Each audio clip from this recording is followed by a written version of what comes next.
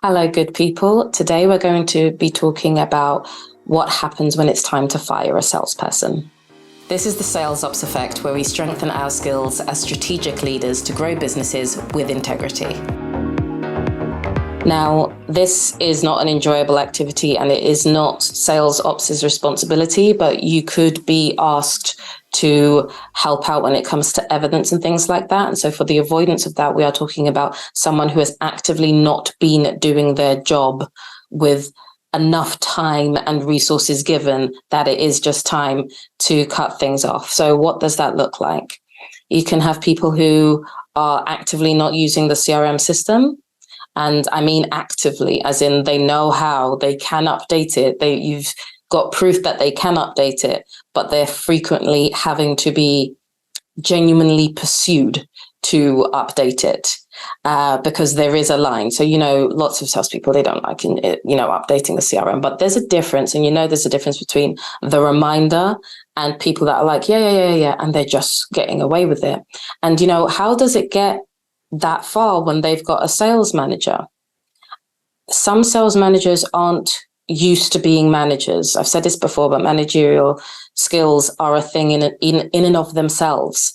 And lots of people don't have managerial training. What they do have is the knowledge of how to do their jobs and maybe generally how to guide other people. And they've been doing their jobs well enough that they've been promoted to being a manager. That's what happens a lot of the time. It isn't because somebody said, you really know how to lead people and get the most out of people, you're now a manager. That's generally not how it happens. They just happen to be the more senior, more reliable person in terms of getting sales in, and then they become a manager, despite the fact that they don't really know how to coach and how to communicate and have difficult conversations with people who report to them. So that can happen. Somebody just absolutely disregarding the CRM or processes, not operating within the system, not turning up to meetings with delivery to give them updates about a client, and then just not being able to get a hold of. I've experienced situations where I've had so many people say from different departments, I've been trying to get a hold of X person and they just won't ever get back to me. And you'd be thinking to yourself, well, that's just plain rude. How busy can they actually be? And it turns out lots of people can't get a hold of this person. So it's one thing if it's in one area, because you think to yourself, oh, maybe they're so focused on selling that they really just can't find the time. They are having difficulties with managing their time to deal with the internal stuff. But when it's people from across the business about different topics that cannot get a hold of someone, there's something else going on here, right? And I've experienced that. And from my direct experience, I personally believe that this person actually had two jobs going because it was an online role. So, you can't really prove that they're working on your stuff the whole time, because if no one can get a hold of you, and at the time we found out as well, one of their clients had been trying to get a hold of them because they wanted to buy something and they just weren't replying. Come on, you're not doing your job. So there's lots of things. It's not communicating well internally, not updating the system, not showing up to meetings when they're talking to a manager. It's just a lot of fluff and bluster. There's no real detail. When you are in a team meeting, like a quarterly meeting, not asking questions, not answering them when it's a general question going to the sales team, people who just aren't engaged, and you'd think to yourself, in sales, of all the jobs in sales, that usually seems to attract outgoing people who really want to get to the bottom of something. They like winning. They have that outward energy. So if you sense disengagement, particularly from anybody in sales, something's going on. And they just haven't made their decision to, leave or have a conversation with their manager about why they're not happy. So when you get to a situation like that, what can happen, as has happened to me in the past a few times, is the manager or the senior manager, the SVP, or even the CEO, depending on the size of your business, can then come to sales ops to ask for your opinion on people.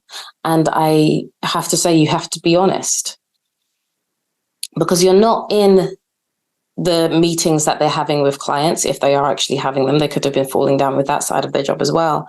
But you've had conversations with them. You know how they speak to you. You have to be honest about your interactions and how it feels when you're speaking to someone, because you can get a lot from people as to their intentions of how they want to do work, because like arrogance can come through about not having to update the system. So a lot of people just say, oh, I don't have time, I don't know how. But when arrogance starts to come through, then there seems to be a disregard for the process in and of itself, which means you've just got someone running around here doing what they want or not doing what they want whenever, and you just don't know how deep it goes.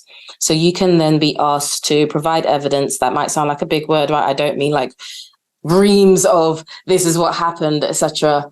But, you know, if people aren't logging into the system, pull that report.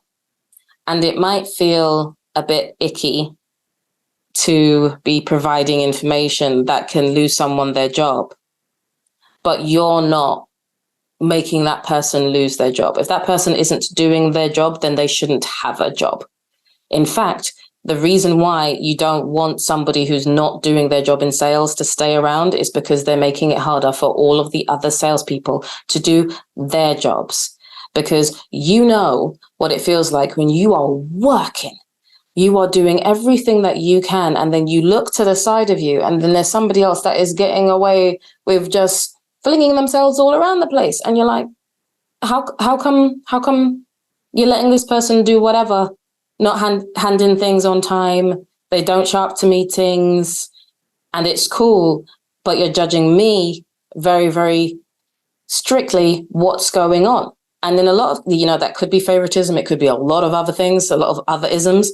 But in many cases, it's because a manager just doesn't know how to have difficult conversations. So they just let this one run all over the place. And it means that you have ended up having to take on more work, for example, or you're getting the extra stress from your manager. They're relying on you more because they know they cannot rely on the one next to you.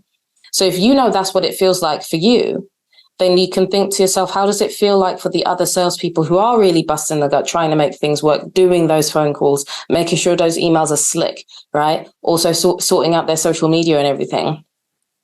And then they look next to them and this one just isn't doing anything. And they're still getting to keep their job. They've still got the money coming in. You're just like, well, I can be lazy too. Things like that spreads.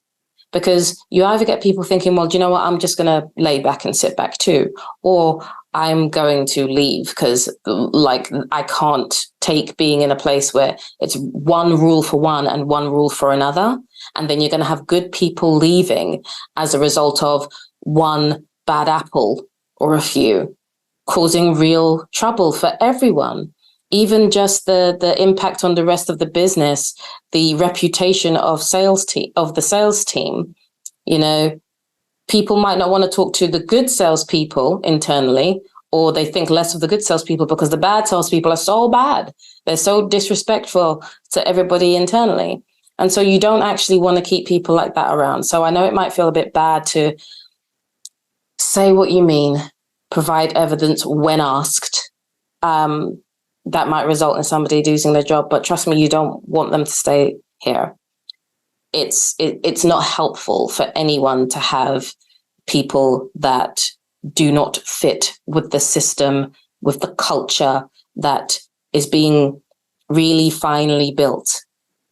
And it's not to say that, you know, we need to have people that are completely robotic and only doing things in one strict way. That's not how it works. And that's not how I teach people to build systems anyway. But you know what I mean. You know the bad apples when you see them, and you just watch them for months and months and months do nothing. And they're raking in money. Salespeople get paid. Let's remember, they get paid. So let's just balance this out. It's okay. You can have the conversation. Be as neutral as you can. Be as factual as you can so that you can take the emotion out of it. And that should help. It's not nice, but it is necessary. So if you've had an experience with this, or you're experiencing it now, let me know wherever it is that you're listening to this or watching this, and let's talk that through, because I can see how it's difficult, particularly if it's somebody that you have had friendly conversations with. So I get it, but that's what it is sometimes. So best of luck if you're going through that, and tune in for the next episode next week, where we will be talking about how to manage sales managers' bad performance. So let's see about that. Speak to you next week.